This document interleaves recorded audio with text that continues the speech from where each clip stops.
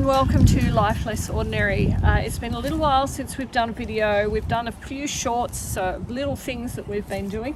But today's one of the first days we've had a space of time to do some work down the back here in our potager garden. We're still not out of the danger of frost, so it'll be another 2 weeks at least, beginning of November, before we plant out tomatoes and anything that's frost sensitive. So we've been taking care of those up towards the house. But what we're planning to do for about the space of maybe an hour, and I watch my children roll their eyes at that, it is an absolute gorgeous afternoon. So I'd like us to spend about an hour out here planting out a few things and just making sure things are on track for this coming season. So what we're going to start with over here, this is the area that back in June we laid a whole heap of cardboard down, so large pieces of cardboard that you would get from a white goods store when people buy fridges and big appliances. So large pieces of cardboard. We've laid them down, and we've actually put about 20 to 30 centimetres of wood chip on here. So for us, that was about 3 trailer loads, big box trailer loads of wood chip. So it's been on there for about 3 to 4 months. Now, it's not soil, it's wood chip, but our previous place that we were planting and growing our potatoes was over there. So you can see it's the same deal. Years ago, about 4 years ago, we put cardboard down and large amounts of wood chip, and you can see that it does a really good job of suppressing weeds. So what we're going to do is we're going to plant our potatoes in lines across here. And that may be new for some of you, this idea of planting potatoes into wood chip as opposed to soil. This works for us. We can keep adding wood chip as the potatoes grow. These are indeterminate potatoes, so they will just keep growing as you add more and more wood chip as it grows up and the potatoes grow in that mound. So for us, that gives us a cleaner potato, much easier to get out and then store as a clean potato, as opposed to a potato that has dirt all over it, which you then have to waste a huge amount of water trying to clean up.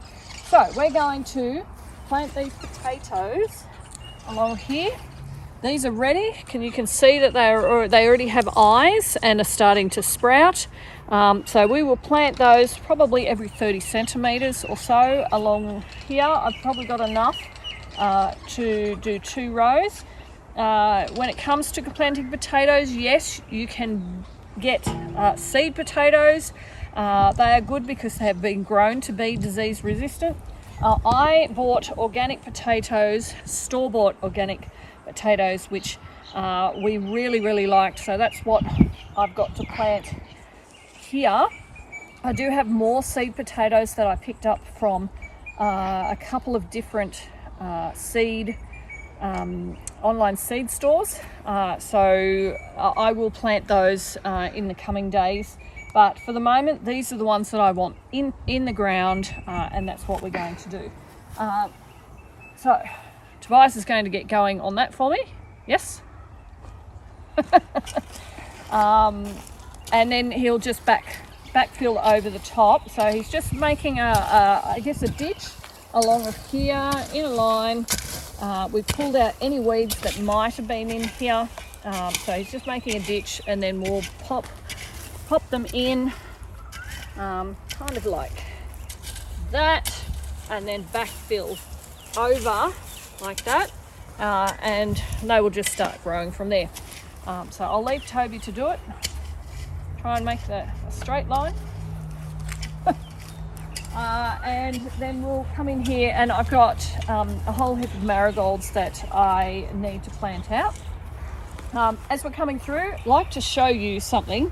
So if you've watched any of our other videos, you'll know that I did a trial on 2 different methods of growing garlic. I can safely say by looking at this that planting in March these have worked. Keeping cloves in the fridge for a couple of months and then planting in June has definitely not worked for us.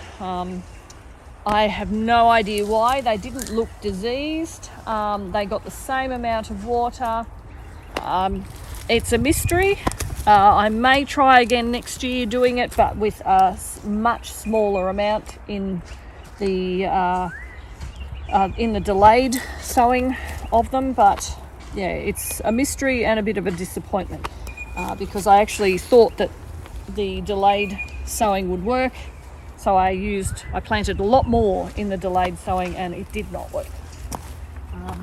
So we'll come on through here, and you can see over here I've got my barrow ready, and I've got a whole heap of marigolds that I'm going to plant out.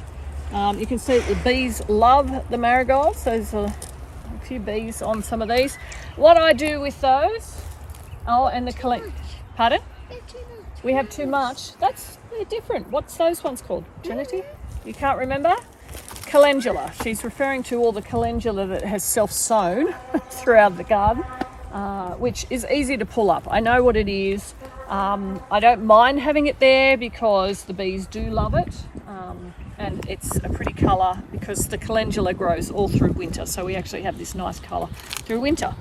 So we're going to be planting out the marigolds. I've started with some of them already.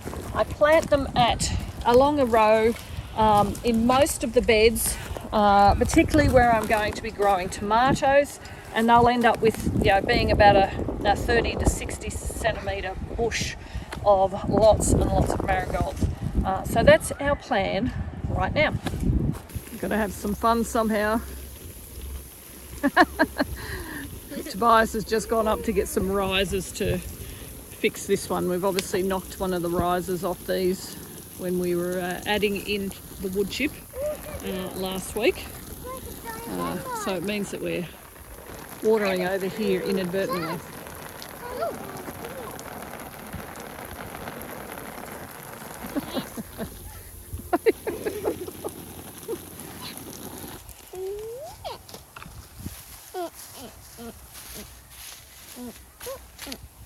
Good job.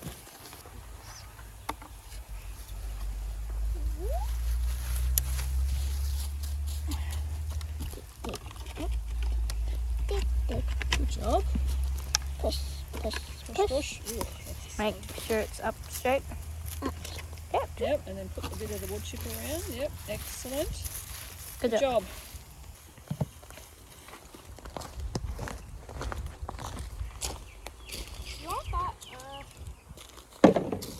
I've done those three too close.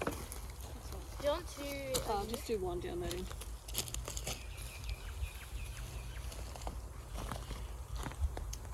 So in the space of about half an hour, we've managed to plant out the marigolds, do the potatoes, and now we're just watering them.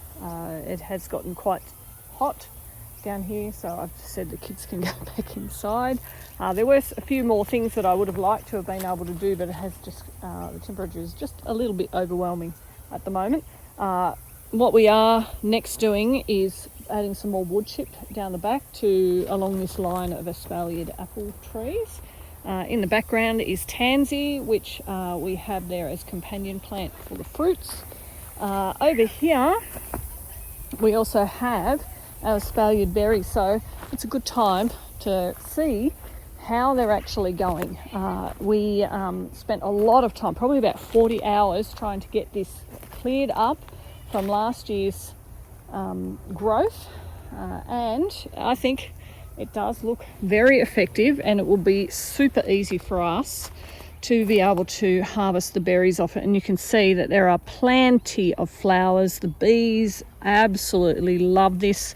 It looks quite attractive. You can see how we've bunched together some of the canes for each particular section of the berries. So you can kind of see what the plan was here.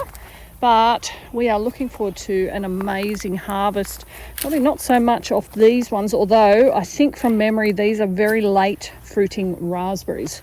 These are raspberries here, but as you can see, they already have flowers, lots of bees attracted to it, whereas these ones only just coming out in flower, and these ones, it's got hardly anything on there. So yeah, we've just got a variety of berries along of here. So loganberries, boysenberries, raspberries all the way to here, and then right down the end are the thornless blackberries. So we're looking forward to a huge season of berries here. I'll let you admire the bees at their work.